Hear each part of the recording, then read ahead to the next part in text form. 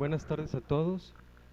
Eh, sé que ya sé que ya se hizo una oración al inicio, pero puesto que vamos a tratar de reflexionar, tratar de comprender la palabra de Dios, pues los invito a que hagamos una breve y sencilla oración para pedirles ayuda a Dios. No basta con que nosotros pensemos o reflexionemos la palabra de Dios.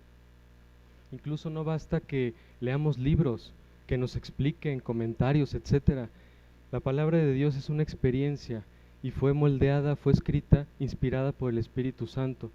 Entonces, para que nosotros podamos comprender esa palabra a través de la experiencia, necesitamos de ese mismo Espíritu. Entonces, pues los invito a que hagamos la oración. Quien guste estar de pie, sentado.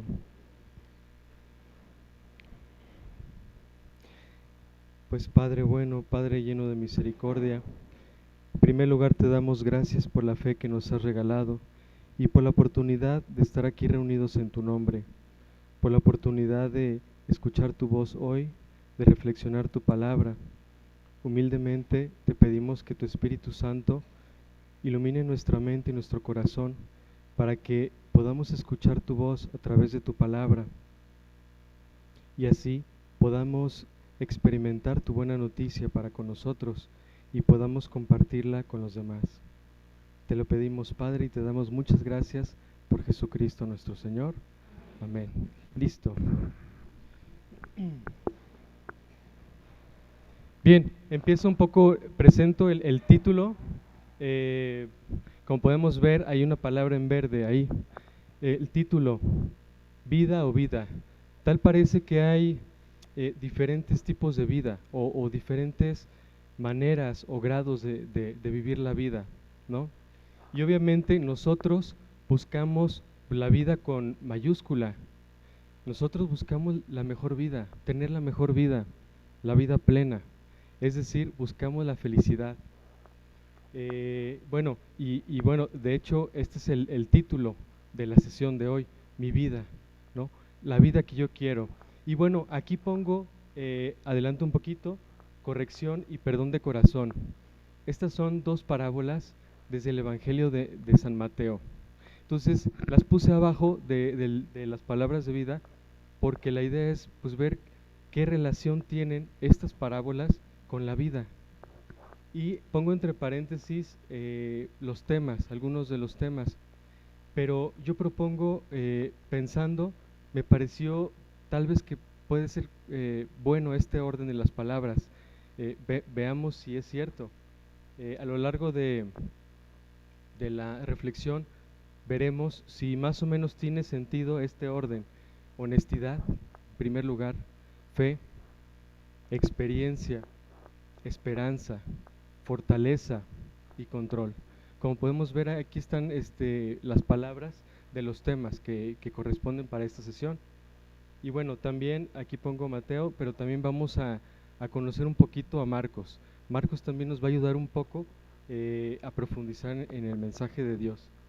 Bien, pues iniciemos con la primera diapositiva. Esa es, la primera pregunta. ¿Cuál es la vida plena? Y aquí pongo distinción entre el bien y el mal. Yo creo que el criterio que podemos tener para distinguir el bien del mal, es decir, lo que es bueno de lo que es malo, es fundamentalmente aquello que nos puede ayudar a hacer lo que estamos llamados a hacer, aquello que podemos ser, según nuestra naturaleza y según también nuestras cualidades y características personales. Por ejemplo, hay personas que tienen la habilidad de pintar, artistas, ¿no? Cantar. Cada quien tiene particularmente ciertas habilidades, cualidades, talentos, ¿no? Pero además tenemos una naturaleza en común, ¿no? Entonces, yo creo que lo bueno, más allá de cualquier convencionalismo, más allá de cualquier teoría o acuerdo entre los seres humanos, de decir, esto es lo bueno y esto es lo malo, ¿por qué? Porque nos ponemos de acuerdo, etcétera.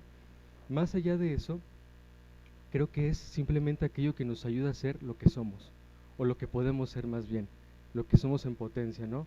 Es decir, según nuestra naturaleza, aquello que desarrolle nuestra capacidad racional, trabajar eso, lo que pueda fortalecer nuestra voluntad, lo que pueda ayudarnos a amar de verdad, también aquello que nos ayude a mejorar nuestra comunicación con los demás, ser asertivos, etcétera, ¿no?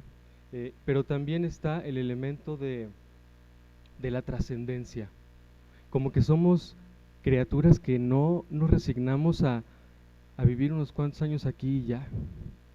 Necesitamos o a que se pierda lo que hicimos o a que se pierda lo que amamos, ¿no? Como que deseamos en el fondo la trascendencia.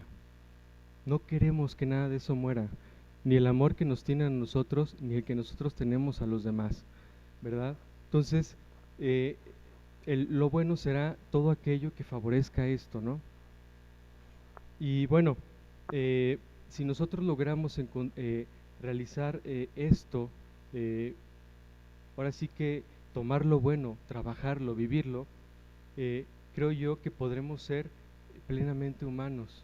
O sea, si nosotros podemos explotar todo lo que somos por naturaleza y nuestras cualidades particulares, creo que todo eso podríamos englobarlo al decir simplemente plenamente humanos, que lo logremos, ¿no?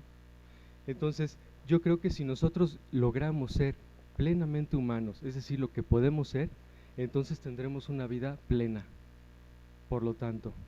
Y si tenemos esa vida plena, creo yo, es equivalente a felicidad, sentirnos bien, contentos, satisfechos con lo que somos, ¿no? Sin embargo, pues en este mundo en el que estamos y en el tiempo en el que estamos, hay muchas voces, hay muchos que nos dicen qué es la felicidad, qué es la vida, qué es la plenitud, cómo se encuentra esa realización personal, ¿no? Hay muchas voces a través de los medios de comunicación, pues también nosotros podemos ser promotores, amigos, etcétera. Y vamos a ver algunas, aquí yo puse algunos ejemplos, pero pensemos nosotros qué otras cosas pueden ser y pensemos si esto tiene algo de sentido. Si de alguna manera la televisión, algún amigo, algún libro nos ha insinuado que esto puede ser. Camino para ser felices, para realizarnos. Según esto puede ser de estas maneras, ¿no? Tener todo lo que me gusta. Si yo tengo todo lo que me gusta, ya voy a estar bien. Para eso simplemente necesito dinero. Tener la comida que se me antoja, la ropa que quiero, las marcas, la moda. ¿Qué tan fuerte está esto? Coches. Es que si tuviera ese coche, ya con eso, ¿no? ¿Quién podría pensar así? Nosotros hemos pensado así en algún momento, cuando éramos niños, adolescentes, o ahora, etcétera. O tener alguna persona. Es que si yo tuviera a esa persona, y lo pongo aquí como, precisamente como esa intención de posesión, tener, ¿no? Entonces, a veces podemos pensar, es que si esa persona me hiciera caso, estuviera conmigo, como si fuera una cosa que pudiera poseer, esto yo creo que tiene mucho de cierto. Si esa persona me hiciera caso, si esa persona me amara, estuviera conmigo, sería la persona más feliz del mundo. ¿Esa es la vida plena? Ahí depositamos. Sin embargo, son cosas que nos hacen ruido, ¿no? Otra, puede ser que diga, pues tener títulos. Yo quiero ser alguien en la vida, ¿no? Quiero ser alguien para ser reconocido, respetado, estimado. Esto también yo creo que tiene bastante fuerza, ¿no? Los jóvenes, bueno, sí, luchan por ser, por conseguir, etcétera. No es que esto esté mal, ahorita vamos a concluir algo de esto, pero vamos a ver si ahí está la vida, ¿no? Belleza física, ¿qué tanto se promueve esto como un valor importantísimo, por no decir que absoluto, ¿no? La belleza, ¿qué tan importante es para una persona? operaciones estéticas, qué tanta demanda hay, culto al cuerpo de diferentes maneras, dietas, etcétera. ¿Cuánto tiempo a veces las personas pueden invertirle para la belleza, ¿no? Que en un spa, que el gimnasio, que como si fuera algo tan importante, ¿no? Mm, bueno, tener lo último en tecnología, tener pues el celular, el último, la computadora, tal vez a veces uno dice, es que ya con eso yo bien, estaría a gusto, satisfecho, tranquilo, ¿no? ¿Cuántos jóvenes o cuántos de diferentes edades, cuántas personas ponemos o podemos poner ahí, ¿no? O simplemente tener mucho dinero de manera fácil. Eh, y vemos, ¿no? Corrupción, narcotráfico, etcétera, ¿no? Dinero fácil para tener lo que yo quiera, ¿no? O bueno, y puse ahí el último punto, tener todo lo que se ha mencionado, todo y más. Sin embargo, esa es la vida plena. Ahí nosotros podemos encontrar eso que anhelamos, esa vida en abundancia que en el fondo deseamos, que corresponde a nuestra naturaleza, que tiene que ver con nuestra razón, con el amor, con la religión, con la espiritualidad, con la trascendencia, con la comunicación, con la interacción con los demás. Todo eso puede ayudarnos a eso. Sin embargo, se promueve como si eso fuera algo tan importante, ¿no? Ahora bien, un poco a manera de conclusión de esta anterior, querer, desear, buscar y tener muchas de estas cosas no es malo. Muchas de esas cosas no es malo. Todo eso puede enriquecer nuestra vida. Ahorita estamos utilizando la tecnología, necesitamos dinero para cosas, pudimos venir en un vehículo, etcétera, ¿no? Todos esos bienes pueden enriquecer nuestra vida y sería bueno que nadie careciera de ciertos bienes, ¿no?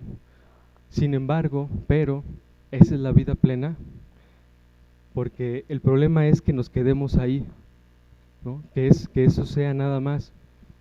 Pues bien, ya entrando un poco más a nuestro credo, a lo que creemos nosotros, pues Jesucristo también tiene una propuesta. Así como mencionamos puntos, Jesús también en 3 lugares, Él dice que hay una vida que vale más que el mundo entero.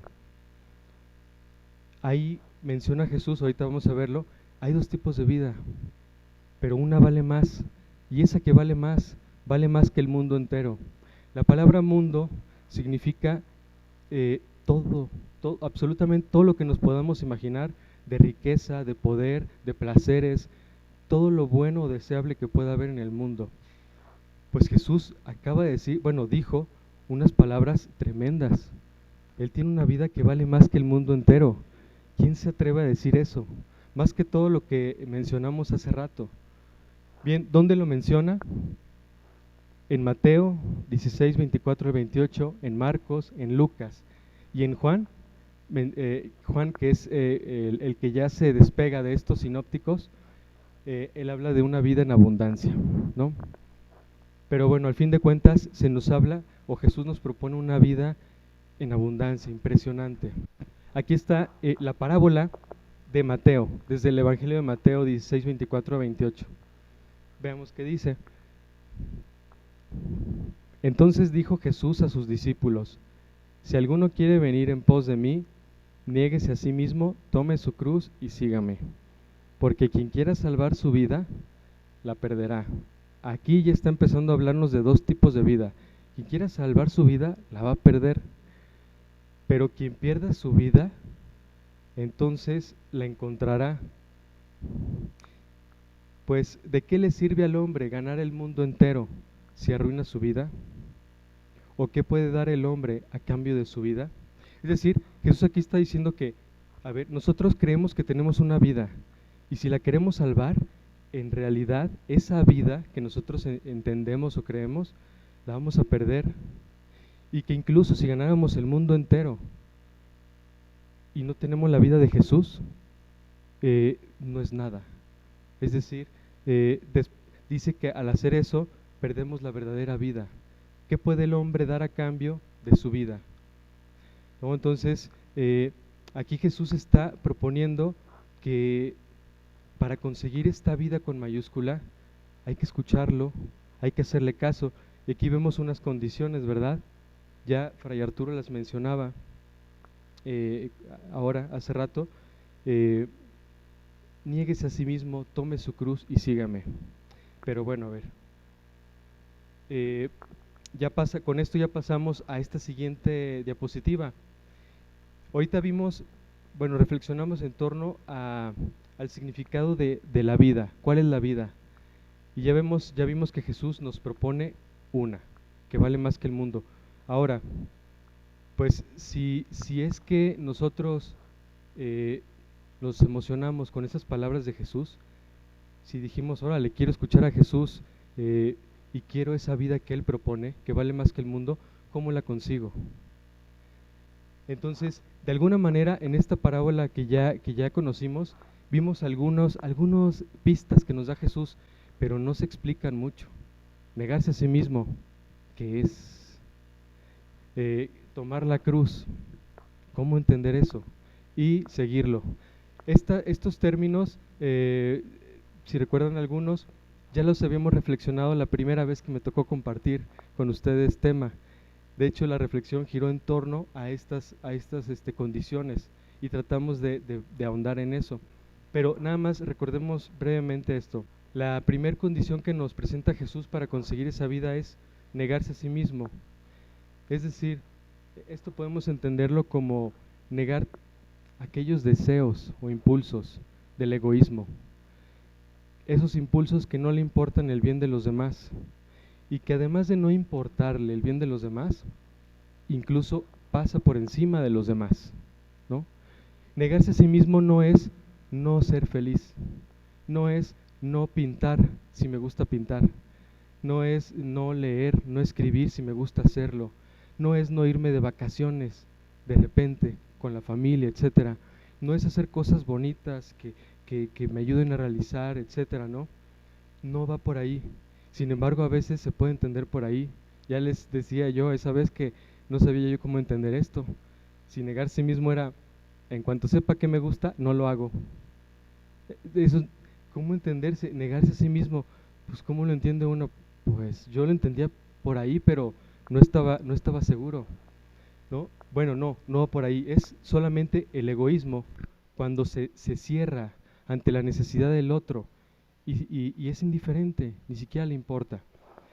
Tomar la cruz. Este tema de tomar la cruz, veíamos que puede entenderse muy negativamente, como ser pasivos, como aceptar todo el sufrimiento y no hacer nada. Esa es mi cruz, ¿no? Más bien yo aquí pongo, tomar la cruz más bien la entiendo como la consecuencia de hacer y de proclamar el reino de Dios, no por padecer enfermedades, ahorita reflexionamos esto, accidentes, opresión o violencia. Es decir, a veces podemos tener una enfermedad o sucede un accidente y decimos, no, pues esa es la cruz que tengo, ¿no? Pero realmente esa será la cruz. Es decir, para poder entender mejor esto, podemos voltear a ver a Jesús. ¿Cuál fue la cruz de Jesús? No fue una enfermedad, no fue un acontecimiento negativo, fue una consecuencia de haber dicho y de haber hecho lo que hizo Jesús por el bien de los demás. Entonces creo yo que, por ejemplo, si tenemos una enfermedad, un accidente, a veces podríamos interpretar como, ay, pues fue la voluntad de Dios, híjole, en automático, ¿no? Pero podemos voltear otra vez a ver a Jesús. Jesús curaba enfermedades. Jesús no quiere la enfermedad. Jesús, y bueno, los accidentes pues también es un mal, supongo que tampoco lo hubiera querido, ¿verdad? Y bien, un accidente puede ser más bien pues simplemente consecuencia de una imprudencia de nosotros o de los demás, o simplemente factores que se nos escapan. Sin embargo, ¿qué hacer o cómo interpretar las enfermedades o los accidentes. O sea, si no son una cruz, entonces ¿qué tienen que ver con Dios? Bueno, aunque yo creo que Dios no nos manda las enfermedades, ni los accidentes, ni nada malo, simplemente por ver a Jesús lo que hizo, si ya lo tengo, si ya tengo una enfermedad o un accidente, lo que puedo hacer es más bien afianzarme más en Dios, saber que Él no quiere eso para mí. Y bueno, ya que está conmigo esa enfermedad, ese accidente, Dios no me va a dejar, más bien Dios está conmigo acompañándome en ese tramo. Y lo que eso me invita a hacer es afianzarme más en Dios, afianzarme más en confiar en Él, en la esperanza, ¿no? En su amor. Entonces, de esa manera, esa enfermedad y ese accidente puede rendir frutos. No es que eso sea algo enviado por Dios, pero sí puede ser útil para nosotros, ya que está ahí, ¿no? Y aquí pongo, según nuestras posibilidades, hacer lo que podamos hacer. Es decir, no porque yo esté enfermo, no porque yo esté accidentado, quiere decir que ya tengo mi cruz y ya estoy siguiendo al Señor. No, quiere decir que si estoy enfermo y estoy postrado por un accidente, para tomar mi cruz, la verdadera cruz es que desde ahí, en una cama, aunque no me pueda mover, sonreír, orar por los demás, hablar con los demás cuando vengan a visitarme, dar esperanza. Y eso será un gran servicio, eso será proclamar el reino de Dios. Entonces, cuando nosotros podamos hacer eso, ahora sí, la consecuencia que venga de eso será la verdadera cruz, ¿no? Que nos esté dirigiendo hacia la vida. Y pongo aquí el inciso B. Aquí yo distingo enfermedades y accidentes de opresión y violencia. Muchas personas, muchos de nosotros, en algún momento hemos sufrido o sufrimos o podríamos sufrir opresión y violencia con la pareja, con algún familiar, en la escuela, en el trabajo, etcétera. Y uno podría decir, pues tal vez esa es mi cruz, esa persona que me lastima y que esto y que el otro, esa es mi cruz, en la comunidad, etcétera, lo que sea, ¿no? Una mujer aquí en México, ¿no? Con tanto machismo, ¿no? que hay, puede decir, pues mi esposo pues me trata mal, etcétera, esa es mi cruz, ¿no? Y entonces aceptarla. Y bueno, yo aquí más bien lo que pongo es, bueno, para tratar de entender esto o de discernir, otra vez pues volteo a ver a Jesús. ¿Y qué hizo Jesús con la violencia, con la injusticia, con la opresión? Luchó por erradicarla, luchó por denunciarla, luchó por quitarla, así como ya digo, erradicarla. Pero ¿cómo? Aquí está el detalle. Nosotros podemos ver violencia, opresión, esta persona, esto pasa, esto es malo, pero ¿cómo reaccionamos ante eso? Podemos querer tomar la espada, como los celotas, creo, ¿no? La guerra. Podemos querer ser simplemente más perfectos, como los esenios o fariseos, etcétera, ¿no? Entonces, ¿cómo responder a la violencia, no? Y bueno, aquí yo pongo, por eso, luchar con el Espíritu de Dios para erradicarla. Yo creo que no siempre es fácil discernir qué hacer. Cuando hay una situación así difícil, no siempre es fácil saber qué decir, cómo decirlo, con qué mirada, con qué voz, etcétera, con qué actitud, con qué fin. No lo sabemos, no sabemos cómo enfrentarnos a eso. Sin embargo, lo que sí nos debe de quedar claro es que esa no es la cruz que nos va a dar vida. Ese es algo malo que hay que quitar, ¿no? Y que hay que luchar, pero con la sabiduría del Espíritu. Y esa sabiduría del Espíritu, si nosotros leemos la Biblia tal cual, tal vez no va a ser suficiente. Se necesita una relación viva con Dios. Se necesita, para que nosotros podamos tener vida y librarnos de eso, necesitamos esa sabiduría que va más allá de la letra, que viene de lo alto, ¿no? Jesús pudo porque tenía una relación con Dios, no solo porque conocía las Escrituras, como muchos doctores de la ley, escribas y fariseos, etcétera, ¿no? Bien, bueno, solo recordar esto. Si de repente hay una inquietud, una pregunta ante algo, me dicen, ajá. ¿Qué pasa cuando hay algún problema, por ejemplo, en este caso de enfermedades o de accidentes? Siempre decimos que es la voluntad de Dios. Eso es estamos mal, porque no es la voluntad de Dios que haya ocurrido de enfermedades, o como dice usted, si curaba enfermos, ¿cómo es posible que digamos que Él nos manda eso? ¿No? Sí, es que precisamente creo yo que hay mucha esa tendencia. Ya les comentaba la primera vez que compartí el tema, ¿no? No sé si solamente en América o en México está o predomina este dicho de que no se mueve una hoja sin la voluntad, sin que Dios lo quiera, ¿verdad? Yo eso pues lo escuchaba desde chico, no sé si en la familia, el chiste es que lo sabía, ese dicho, y dice así, todo está totalmente dirigido por Dios, está la hoja que se mueve por el viento, ¿no? Pero si esto es cierto, inconscientemente o conscientemente, entendemos que todo lo que pasa es voluntad de Dios. Y entonces, si me llegó la enfermedad, si mi pareja me hace esto, si en mi trabajo mi jefe me hace esto, es voluntad de Dios y no debo de ser paciente solamente y listo, ¿no? Entonces, no sé si solo en México, pero este dicho, ¿qué fuerza ha tenido? Pero precisamente por eso es tan iluminador, tan útil, que nosotros recurrentemente volvamos a las Escrituras, volteemos a ver a Jesús. Y bueno, creo yo, al ver las Escrituras, podemos ver que yo creo que eso no es voluntad de Dios. Si vemos a Jesús curando, si vemos a Jesús liberando de demonios, de espíritus, o sea, espiritualmente, lunáticos, ¿no? Etcétera, curaba todo, o sea, no dejó ni un mal latente, ¿no? Incluso la muerte revivió y él mismo resucitó. Es decir, que nada que nos afecte lo quiere Dios, ¿no? Pero sí, como que no reflexionamos mayor cosa y nos quedamos ciertos dichos y a veces el problema y lo más peligroso es que se quedan en el fondo, bien inconscientes, y ni siquiera nos damos cuenta de en dónde estamos parados, de qué creemos realmente, ¿no?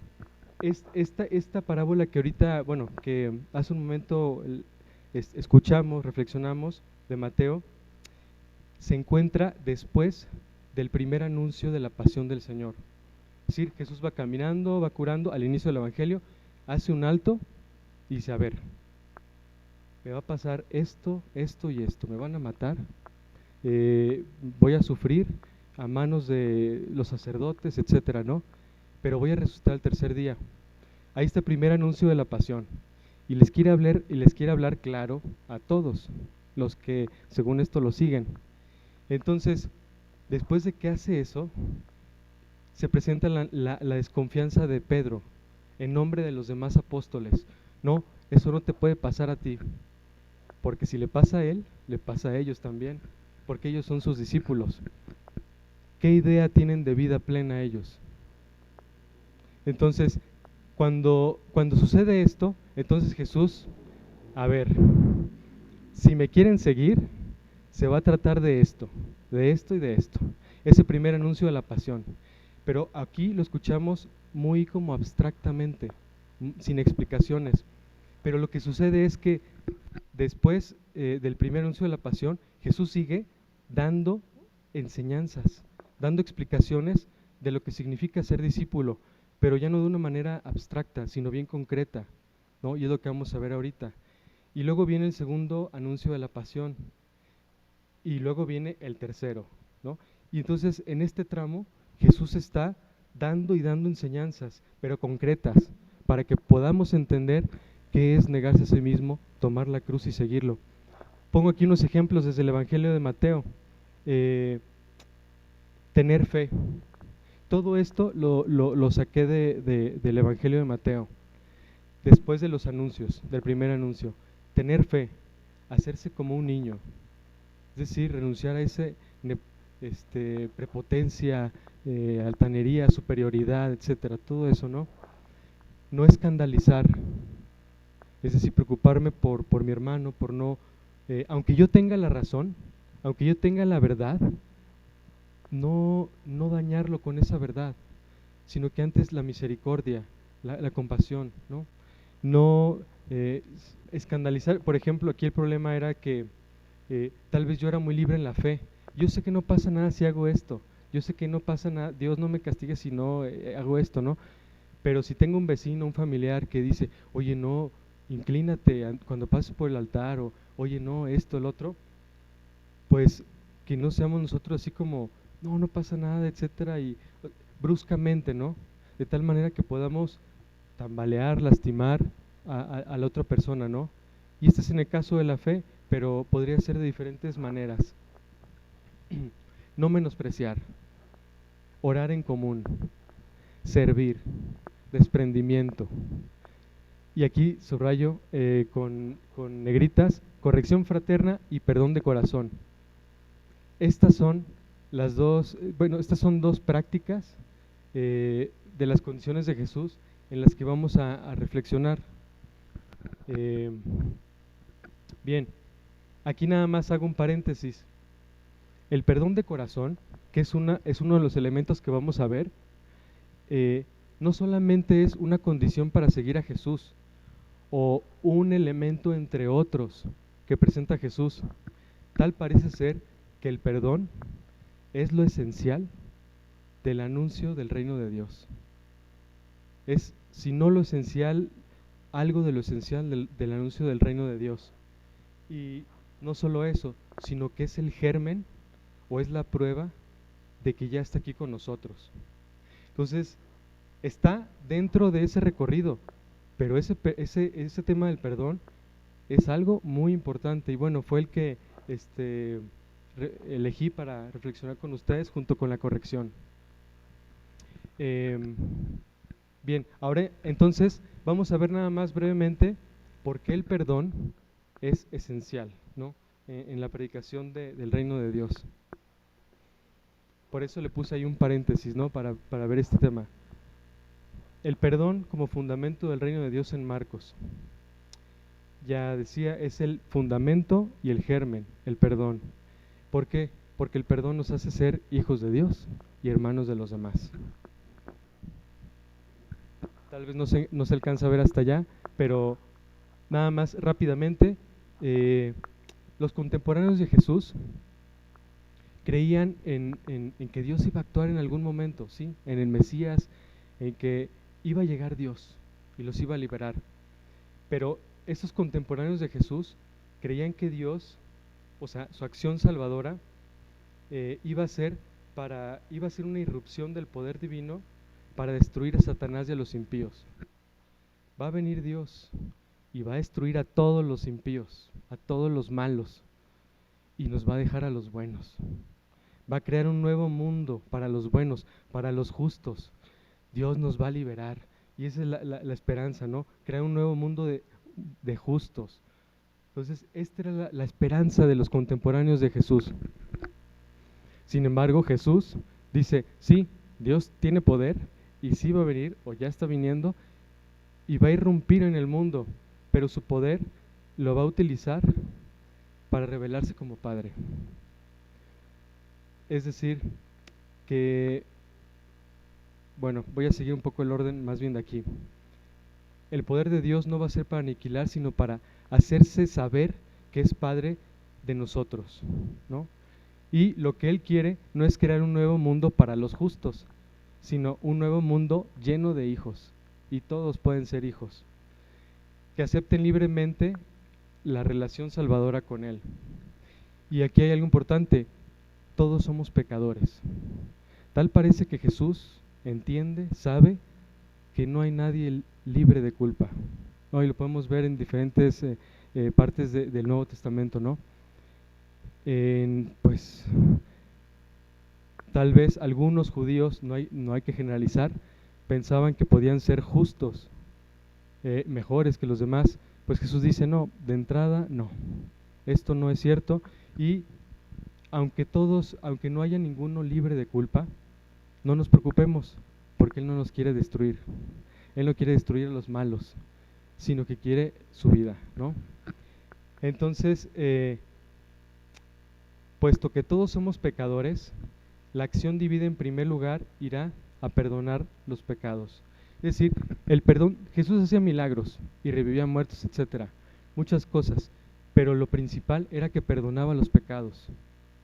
Eso era la salvación radical, la salvación de raíz.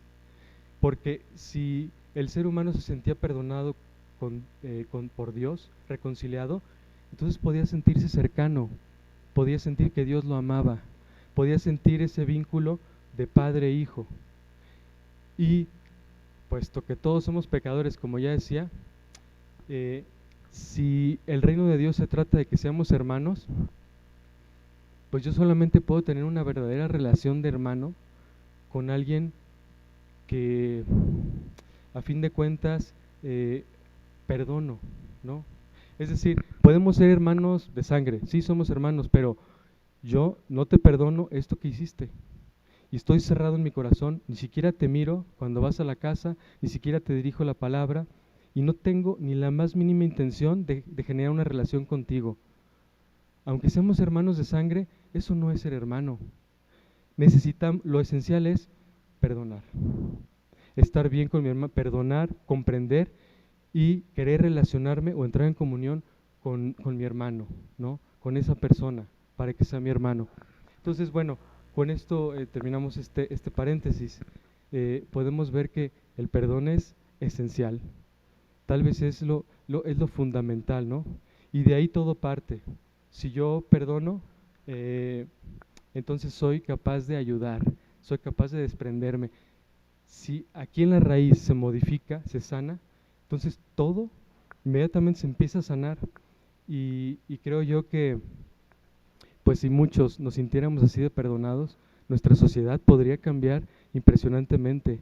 Iríamos más allá de la ley, más allá de el salario justo, etcétera, etcétera, ¿no? Compartiríamos, seríamos solidarios, etcétera, ¿no? Sería como un equilibrio espontáneo, ¿no? Por el amor. Pero, pues este es el sueño de Jesús, es el sueño de Dios, pero esto ya empezó y puede seguir avanzando. Entonces, aquí había levantado alguien la mano, no sé si...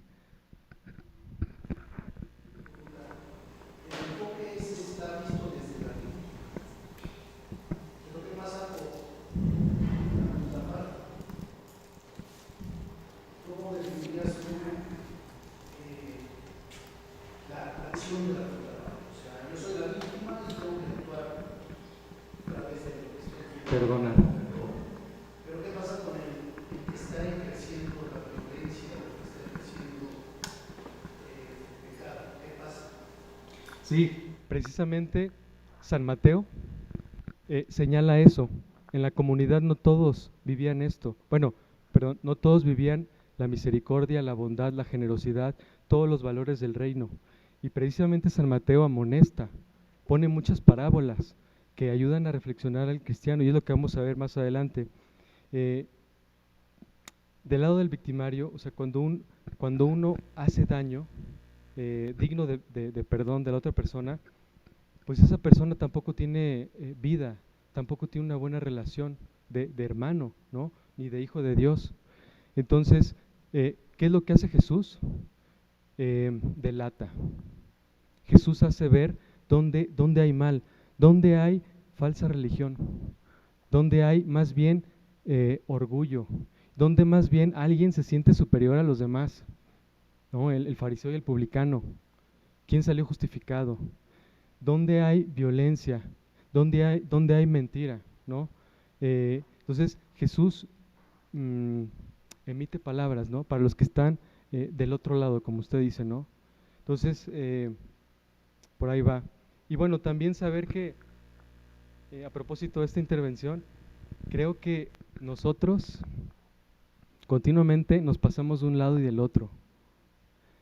En algún momento hemos estado de un lado y en otro momento del otro, porque no hay nadie justo, no hay nadie que haya sido, bueno, todo el tiempo bondad y consciente y humano, etcétera, ¿no? Entonces también a esto se nos invita a que seamos honestos, ¿no? Entonces es un equilibrio, es una tensión, estamos en un proceso y vamos a seguir viendo eso. Bien, se cierra este paréntesis para decir cómo aquí ya se empieza a perfilar un poco la aportación de Mateo en relación a Marcos. Ahorita lo que vimos del perdón, del reino, fue desde Marcos. Ese fue el mensaje de Marcos. Y ahora entra Mateo. Mateo va en la misma línea que Marcos, pero sí, en el sentido de que la salvación es para todos, no para los buenos. Y esta salvación consiste en la comunión con Dios y con los demás, ser hijos y hermanos. Hasta ahí va igual que Marcos. Pero en la comunidad de Mateo había esta realidad, y va un poco en la intervención de aquí de nuestro hermano. En la comunidad de Mateo había conflictos internos, precisamente porque algunos de sus miembros no daban buenos frutos o no practicaban la justicia cristiana, que involucra muchísimas cosas, sino más bien la iniquidad, ¿no? Entonces, en esa comunidad de Mateo había esto, ¿sí? Iban a la fracción del pan, decían que hablaban de Jesús, etcétera, pero a la mera hora, en su vida, en su trato con el prójimo, en la comunidad, dejaban mucho que desear. Veamos qué pasa en nuestras comunidades, en nuestras familias, en nuestra casa, en nuestro trabajo, ¿no? ¿Cuántos casos hay de estos? ¿Cuántas veces nosotros hemos promovido esta iniquidad, ¿no? Entonces, hay esta realidad, y entonces viene la pregunta, ¿y qué hacemos con esto?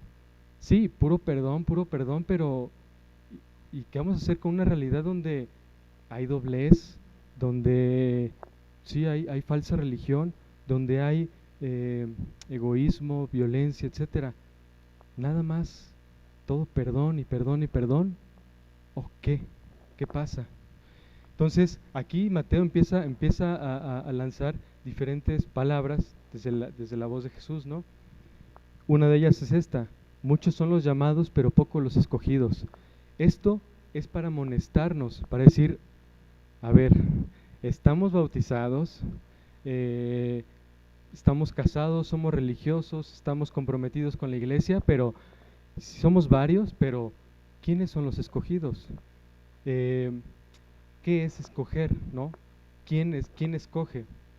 Entonces, aquí Mateo lo que hace es como poniendo alerta a la comunidad, siendo aguas, porque no nada más con que vengamos y recemos el Padre Nuestro, y incluso demos plática o vengamos a plática, o, compartamos, etcétera, no quiere decir que ya estamos bien, ¿no? Entonces empieza a amonestar, y aquí pone otra amonestación Mateo en el capítulo 23, habla del traje de fiesta. ¿Recordamos esta parábola? El reino de Dios es como una gran fiesta, y pues había muchas personas, pero había uno que no traía el traje de fiesta, y llega el anfitrión y dice, amigo, ¿por qué no traes el traje de fiesta? Etcétera, no lo traía, no, pues lo saca, ¿no? Entonces, ¿cuál es el problema ahí? El hecho de no traer el traje de fiesta no es que haya sido una persona mala o buena, porque precisamente todos hemos en algún momento caído, o sea, no hay ningún justo, pero el problema es que a pesar de eso, no ha dado buenos frutos. Es decir, yo sé que no soy santo, bueno, en el sentido de que usualmente se usa, es decir, sé que no soy perfecto, le cambiamos el término, sé que no soy perfecto, que me he equivocado, etcétera. Oye, pero hay que esforzarse y hay que dar frutos, ¿no? Entonces, a eso se refiere, a dar frutos. Debe haber una congruencia, y esto es para las personas que están o que estamos del otro lado, ¿no? De los victimarios. Aquí mismo Mateo presenta otras ayudas, ¿no? Para seguir alertando a la comunidad. Recordamos la separación de los peces buenos y malos. Es decir, Mateo habla de un juicio final y pone a Jesús como juez, y que va a dar a cada quien según sus frutos. Esto no quiere decir que Dios no sea misericordioso, sino que Mateo, o sea, Jesús, a través de Mateo, está amonestando para decir, cuidado de caer en una falsa religión que no tenga frutos, ¿no?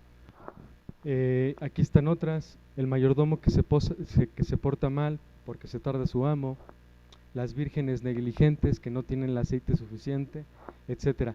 ¿Cuál es el objetivo de aquí? La conversión, la vigilancia y las buenas obras. Por esto también se menciona y es necesaria la corrección fraterna.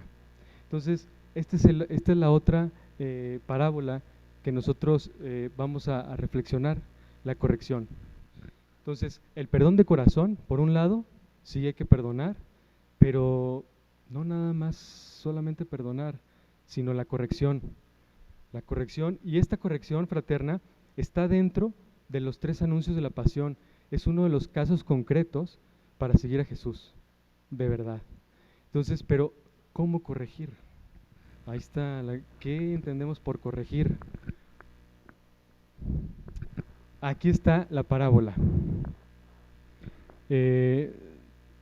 Si tu hermano llega a pecar, ve y corrige las olas, tú con él. Si te escucha, habrás ganado a tu hermano. Si no te escucha, toma contigo todavía 1 o 2 para que todo asunto quede zanjado por la palabra de 2 o 3 testigos. Si les desoye a ellos, díselo a la comunidad. Y si también desoye a la comunidad, y aquí lo subrayé, considéralo como al pagano y al publicano. Entonces, ¿cómo podemos nosotros entender estas palabras?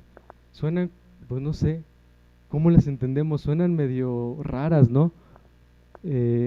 Suenan como fuertes. Considéralo como al pagano o al publicano. Es decir, vamos a ver cómo entender esto. Antes de tratar de comprender esas palabras, justificar un poco la corrección. No siempre tenemos claridad en qué es lo bueno. Creo que ya Fray Arturo mencionaba algo de eso. No siempre sabemos qué me conviene, no siempre hay mucha claridad. Por eso necesitamos corrección. No lo sabemos todo y a veces alguien puede ver algo que nosotros no vemos. Por eso es necesaria la corrección. O puede ser que sabiéndolo estemos entrando en eso. Sí, sé que no está bien, pero me estoy dando permiso, poco a poco, estoy consintiendo un poco, ahí voy. Entonces pueden ser esos 2 casos. Ahí también necesitamos una corrección, alguien que nos diga, oye, aguas, que nos haga ver, que nos alarme, ¿no? Entonces, todos necesitamos en algún momento la corrección, sí, pero ¿cómo va a ser la corrección? Y bueno, aquí retomando el intento de interpretar estas palabras, como un publicano, hay que considerarlo como un publicano o un pagano. Es decir, ¿hasta dónde puede llegar la intención y la acción de corregir? ¿Hay un límite? O sea, estas palabras nos quieren decir que hay un límite. O, bueno, y si sí lo hay, y si hay un límite, entonces, ¿qué pasa después de ese límite? Si ese hermano, si ese familiar llega a ese límite que yo considero, ¿qué pasa después? Porque parece que en la parábola hay un límite. Si ni a la comunidad, entonces ya, como un publicano o un pagano. ¿Cómo entender estas palabras? Nos desentendemos del asunto. Ya, mira, yo le intenté, y cada quien por su rumbo, cada quien por su camino. Me desentiendo. ¿Así hay que entender esas palabras? Pues puede ser, podría ser.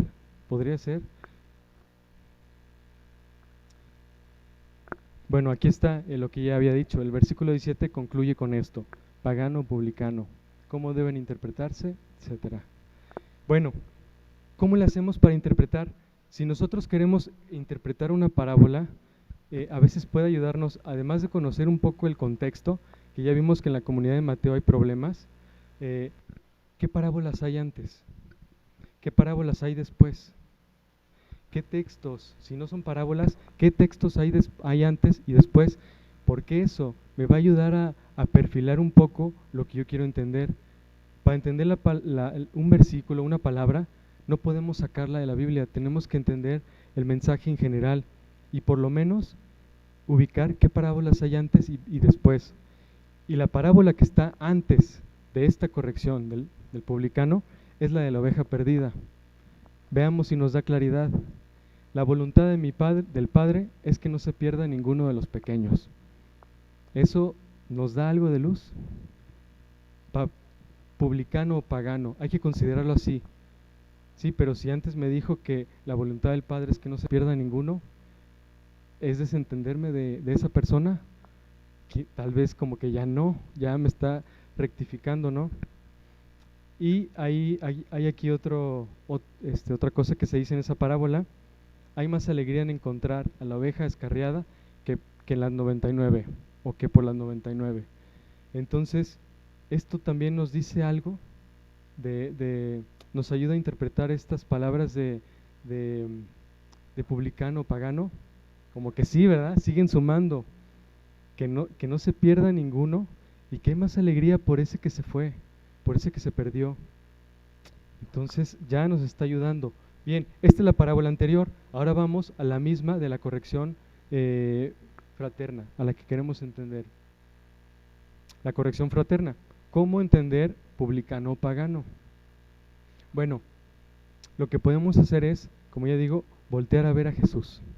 Bueno, a ver qué hacía él. Dice que como un pagano, un publicano. Pues, ¿cómo trataba Jesús a los paganos? Ahí vemos varias citas. ¿Cómo trataba Jesús a los recaudadores de impuestos? Pues uno lo llamó a su seguimiento, ¿verdad?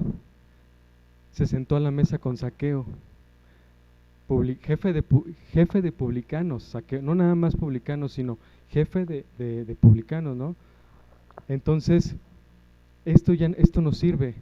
Cuando nosotros queramos entender algo, volteemos a ver qué hizo Jesús a lo largo del evangelio, de un evangelio, ¿no? Entonces ya, simplemente con esto, ya podremos entender con mucha claridad, creo, estas palabras, considerarlo como un pagano o un publicano.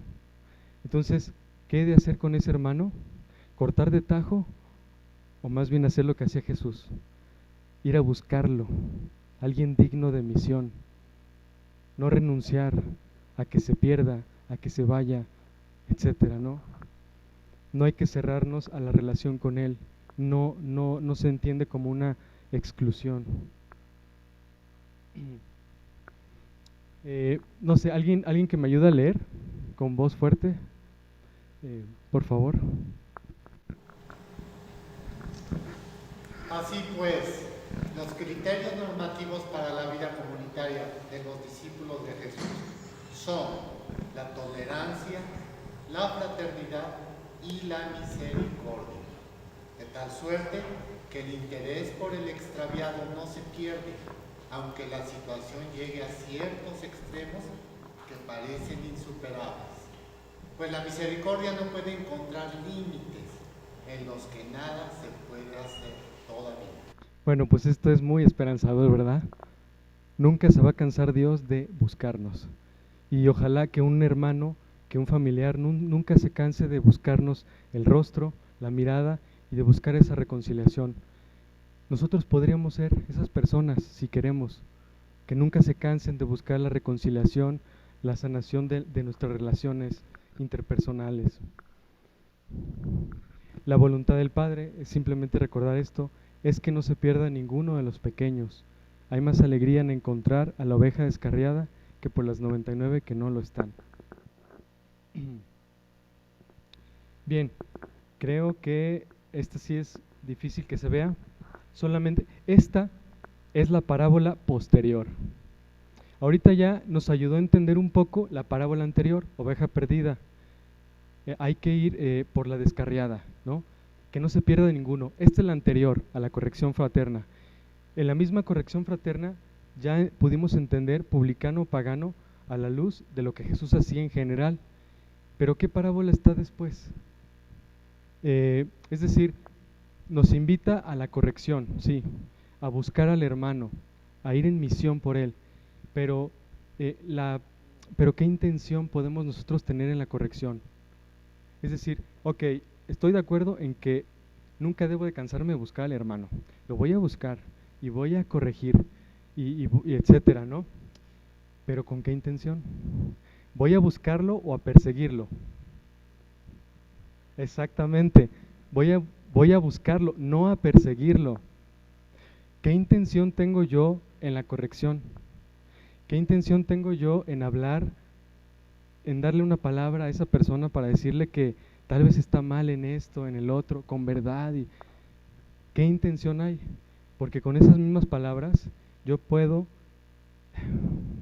ahora sí que ponerle enfrente de su rostro lo mal que hizo. Puedo echarle en cara simplemente. Puedo, mediante esa palabra de corrección, hacerlo sentir inferior a mí.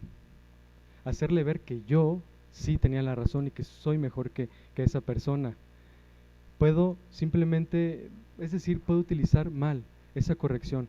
¿Qué intención debe tener, por lo tanto, la corrección o la búsqueda para que no sea persecución? Pues para esto tenemos la parábola posterior. Esta parábola posterior es el siervo sin entrañas. Está como dos parábolas después de la de corrección fraterna, no está inmediatamente. ¿Recordamos esta parábola del siervo sin entrañas? El reino de Dios se parece a un rey que ajustó cuentas, que iba a ajustar cuentas con sus deudores, ¿no? Y el primero le debía 10,000 talentos, que es equivalente, según la Biblia de Jerusalén, a 300,000 euros oro. Un euro, bueno, está 21 pesos, .82 por 300,000. Imaginémonos, es esta cantidad, dice la Biblia de Jerusalén, que la pusieron a propósito para hacernos ver que era algo exorbitante. Es demasiado, ¿no? Para que veamos la exageración de lo que Dios nos perdona a nosotros. En cambio, pues le pide paciencia y le pide que sí, que después se lo va a pagar, que le tenga paciencia, y el rey se compadece. Y no solamente lo espera, sino que le perdona la deuda, lo libera. De una cantidad tan grande, ¿no? Todo, absolutamente, una generosidad impresionante, ¿no? Obviamente este es de Dios. Pero este sale y se encuentra con un deudor de él a su vez. Pero este deudor, ¿cuánto le debe? 100 denarios, no 10,000 talentos. Y 100 denarios, equivalente a euros, según la Biblia de Jerusalén, 50 céntimos, no 300,000. Entonces, podemos ver aquí el contraste. A veces nosotros no aguantamos. Y el punto no es que aguantemos, no es la cruz pasiva, pero el punto es que comprendamos esta misericordia de Dios, que todos fallamos y que siempre necesitamos perdonar y ser perdonados, que de esto se trata nuestro caminar y que esto tal vez no va a acabar, porque el reino de Dios está en proceso, es una lucha. Debemos de tener esto en cuenta, ser pacientes. ¿No debías tú también compadecerte de tu hermano del mismo modo que yo me compadecí de ti? Esta pregunta se hace en la parábola, es la pregunta que nos hace Jesús, Dios. Yo, acuérdate cuando viniste conmigo, yo cómo te ayudé, no te pedí cuentas, simplemente te ayudé. Cuando llegaste a la iglesia, cuando llegaste con tal persona, cuando en oración me pediste ayuda, tú sabes cómo te cambié la vida. Cada uno de nosotros lo sabemos, ¿no? Y no se puso Jesús a enumerar antes todo lo que hicimos, etcétera, ¿no? Y mucho menos nos hizo pagarlo, sino, pues, sí, seguiríamos pagando todavía. Entonces, precisamente, tenemos esta experiencia de Dios, pues nosotros, pues también deberíamos de hacer lo mismo. Bueno, se concluye la parábola con estas palabras de Jesús. Bueno, se entrega el siervo a que pague, ya que no hizo esto, entonces eso mismo hará con ustedes mi Padre Celestial, si no perdonan cada uno de corazón a su hermano. Entonces, esta parábola pone el acento en el perdón de corazón, pero tiene otros muchos elementos que nos pueden servir. Si nosotros asumimos esto, entonces tendremos un corazón dispuesto para corregir, para buscar y no para perseguir. Vamos a ver esto. Aquí los puse en puntos. A partir de esta reflexión de la parábola, podríamos ver, hay dos partes. Esta es la primera, esta parábola relacionada con la corrección fraterna. Ahora, creo yo que al reflexionar esta parábola, nosotros podemos ver en primer lugar la necesidad de la honestidad. Es decir, a ver, a mí Dios me perdonó muchísimo, o me tendría que perdonar muchísimo. ¿Cuánta paciencia tiene que usar Dios conmigo? ¿Cuántas veces le dije que sí lo quería, que sí iba a hacer esto? Y ahí estoy al día siguiente haciendo lo contrario, con el remordimiento. Y así días y días, y a veces caigo hasta peor, etcétera, ¿no?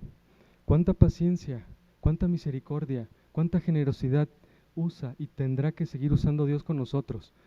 Yo creo que en primer lugar, ser honestos, ser realistas, vernos a nosotros mismos y no ver la paja del otro. Después de que ya somos honestos, está la invitación de creerle a Dios. Este siervo le dijo, ten paciencia conmigo, te lo voy a pagar todo. De alguna manera creía que el rey se iba a compadecer, por lo menos le iba a tener paciencia. Entonces, él creía que sí iba a haber un resultado, ¿no? Pero obviamente nosotros sabemos que Dios no solo es como ese rey, bueno, más bien es como ese rey, pero en el momento en el que perdona todo, ¿no?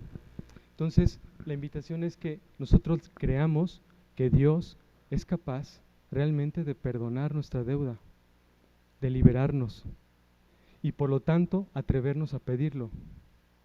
Si nosotros le creemos a Dios, entonces le pedimos. No vamos a pedir algo imposible. No vamos a estarle pidiendo a Dios, Señor, quiero volar ahorita, quiero volar ahorita. No lo vamos a decir en serio, tal vez, ¿no? Pedimos lo que creemos recibir, ¿no? Entonces, pedirle ayuda a Dios, así como hizo ese siervo. Después de que pedimos ayuda, experimentar lo que experimentó este siervo. No solo voy a tener paciencia, adelante, te perdono, no tienes deuda conmigo, ¿no? Libre. Entonces, aquí hubo una experiencia, pero obviamente pues hay que valorarla, ¿no? Hay que recordarla. Y bueno, aquí pongo dos opciones. Si no hemos tenido esta experiencia de Dios, entonces hoy puede ser un buen día. Hoy. Si ya la hemos tenido, entonces hoy podemos recordar esto y afianzarnos más en ello.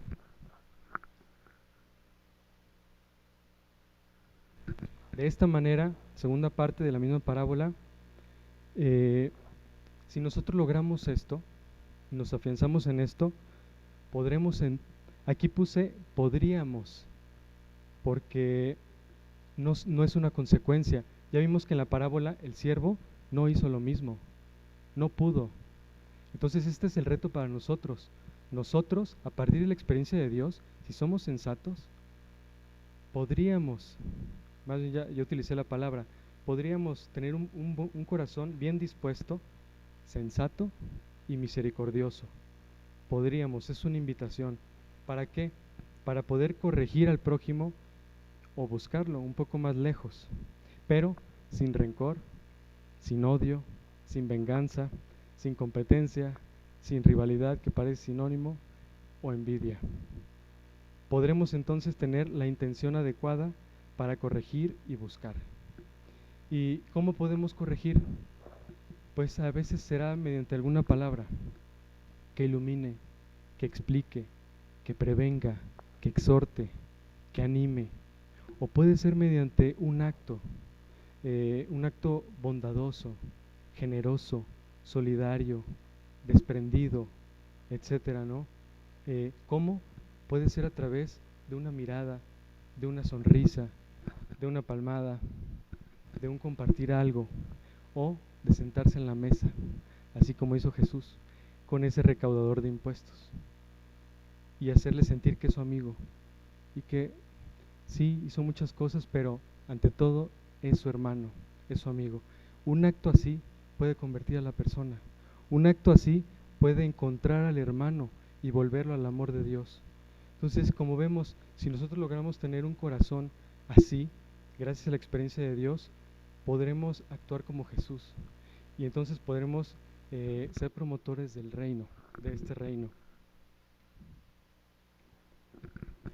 Como datos complementarios, ya falta poquito, datos complementarios que nos ayudan a reforzar todo esto. Recordar que en la iglesia hay trigo y cizaña. Esto es una realidad desde el inicio y seguirá estando hasta el fin de los tiempos. Esto es porque el reino está en proceso. El reino sí inició y esa es nuestra gran alegría. Sí se puede y ya se pudo, pero no plenamente. Está en marcha. Por eso no hay que desesperarnos. Por eso no hay que perder la esperanza. Estamos en proceso. Y por eso no hay que alimentar el sueño o el ideal de querer arrancar la cizaña. Quiero ser perfecto. Ya no quiero equivocarme nunca. Y por lo tanto no quiero que nadie se equivoque tampoco. O sea, es decir, a veces tenemos esa tentación de, ay, eso está mal, lo voy a denunciar, lo voy a quitar, te voy a señalar, te voy a decir, voy a hacer, etcétera, ¿no? Arrancar la cizaña. Cuidado porque nos podemos llevar el trigo también. ¿Por qué? Porque, como ya digo, el reino está en proceso, en lucha, en nuestro propio corazón y obviamente en las estructuras. Entonces hay que tener cuidado porque podríamos arrancar a un hermano o nosotros mismos podremos arrancarnos y quién sabe dónde quedaríamos, ¿no? Entonces estos son algunos elementos complementarios, lo cual no quiere decir que no haya que hablar tampoco con verdad u honestidad, corregir y tratar de ser mejores personas, etcétera, sino más bien creo que la invitación es a saber tener también paciencia, misericordia, comprensión y clemencia de una manera prudente, no así como que te perdono, ni siquiera me has dicho nada y te perdono, pues a ver, con prudencia hay que ver, ¿no? En qué momento, qué palabra, qué gesto, cuándo, oye, pues me dolió lo que dijiste, oye, pues, o sea, ¿cuándo va la palabra? ¿Cuándo va la honestidad, etcétera, no? Esto es un arte, no hay un instructivo y a veces pues estamos confundidos, no sabemos qué hacer. Necesitamos la sabiduría, como ya decía, de lo alto, de Dios, que solo logra de manera óptima la experiencia del amor de Dios. Si logramos tener esa experiencia y la valoramos, entonces tendremos la capacidad de discernir cuándo, cómo, de qué manera, con quién, ¿no? Lo que hemos dicho, todo esto, también supone unas palabras que están relacionadas con nuestro tema: control, fortaleza, esperanza. Y aquí fíjense que pongo el número 2 al inicio, entre paréntesis y al revés, porque lo primero es lo que está abajo, pero empiezo por el número 2. Todo esto que hemos hablado supone controlar o dominar los impulsos negativos del egoísmo, que de alguna manera Fray Arturo ya nos mencionaba, ¿no? Esta lucha, ¿no? Que implica un esfuerzo. ¿De quién?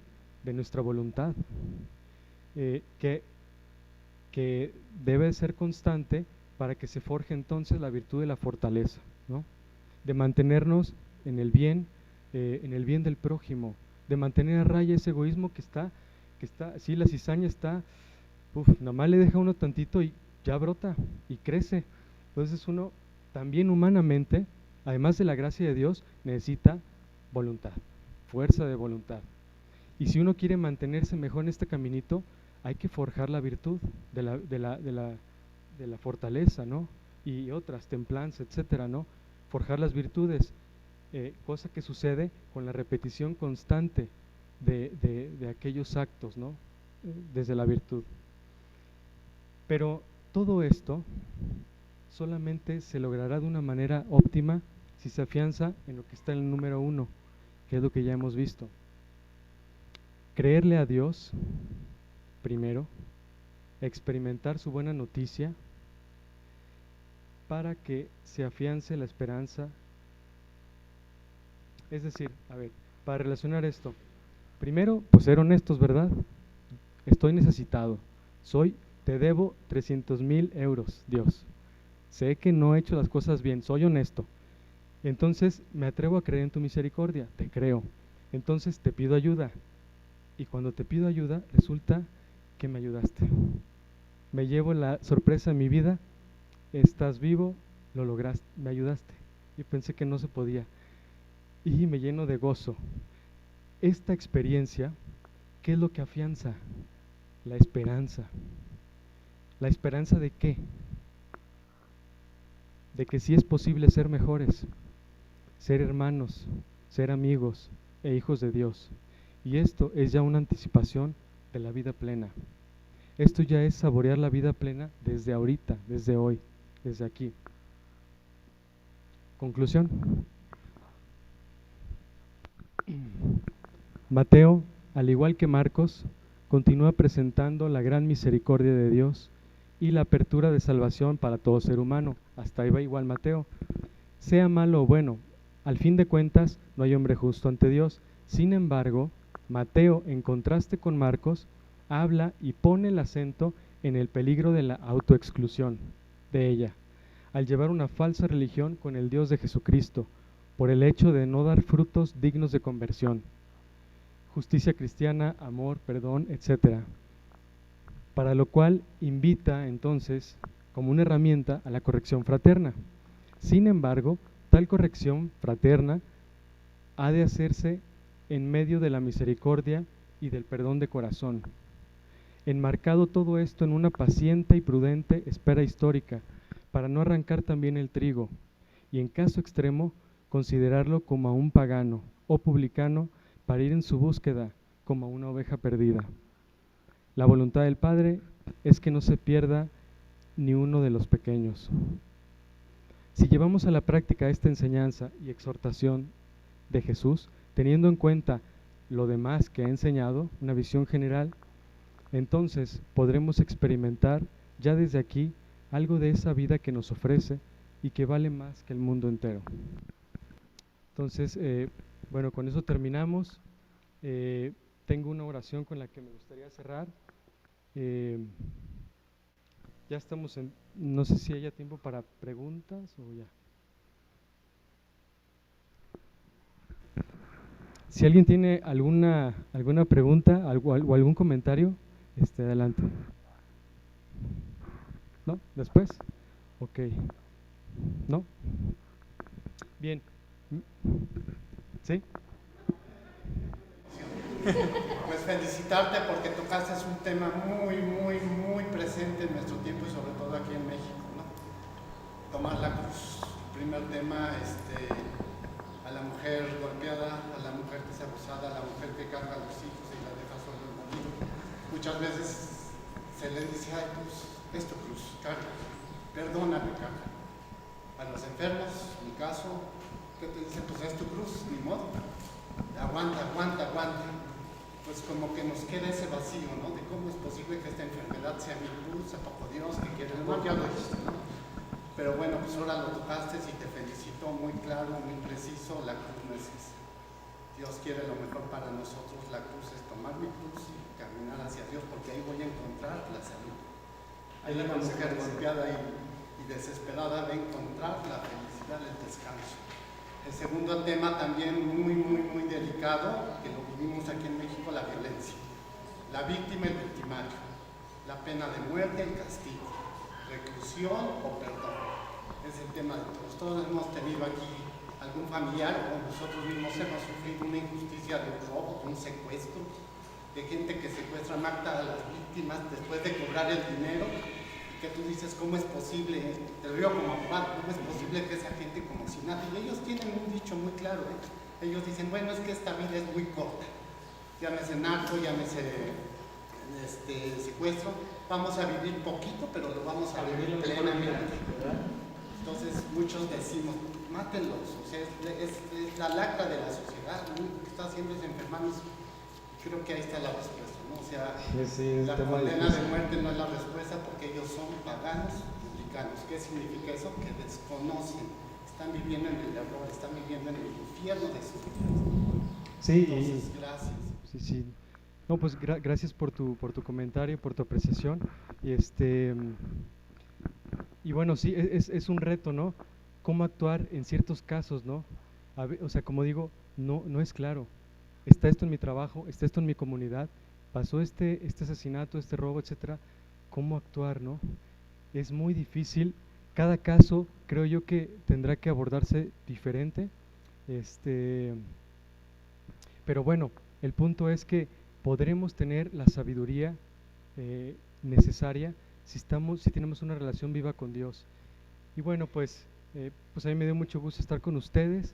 Para mí preparar esto también me sirve muchísimo, no quiere decir que yo lo viva, también es un reto, de verdad que en este tiempo de Cuaresma, híjole, me llevo varias cosas para seguir reflexionando, afirmando, y bueno, también me gustó mucho pues prepararlo y obviamente cuando se comparte con los demás, cobra vida. Esto que compartimos aquí es diferente a lo que está escrito ahí, y ahí yo creo que está el Espíritu de Dios. Precisamente cuando se reúnen en su nombre, ahí está el Espíritu, y el Espíritu dice más que la letra, ¿no? Entonces, pues me gustaría cerrar con una oración a Dios y al final un aplauso para Él y pues para todos los que tratamos de echarle ganas, ¿verdad?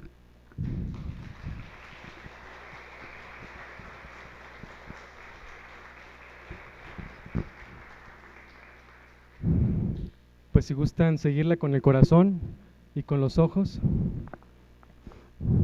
Gracias, Padre, por la fe en ti que nos has regalado.